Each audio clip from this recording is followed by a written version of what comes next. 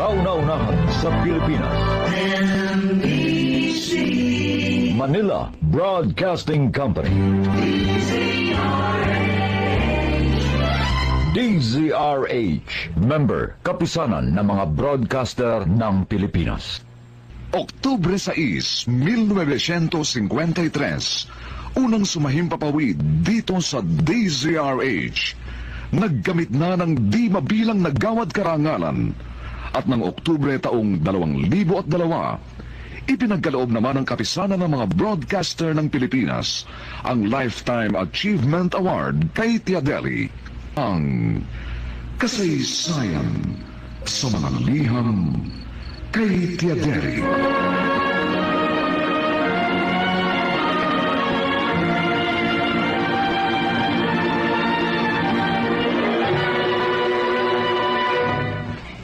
Itong inyong Tiadeli.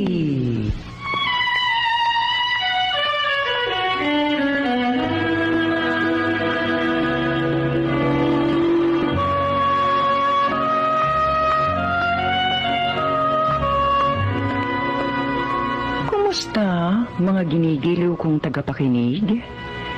Narito na naman po kami sa pagsasadula ng mga pangyayaring lumikha ng suliranin at bagabag na humitik at naging mahalagang bahagi ng buhay.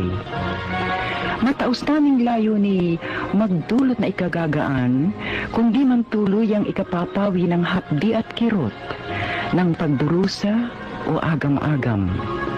Sa huli, ako pong mag-uukol ng maikling panukala o kuro-kuro na sana'y makasiya sa may-ari ng salaysay, makaaliw sa marami, at kapulutan ng aral ng ibang ang isipay hinilam ng nanghinang kalooban at nagkulang ng tiwala sa sariling kakayahang bathi ng pagsubok ng kapalaran. Ito po ang kasaysayan sa mga liham sa inyong Tiadeli.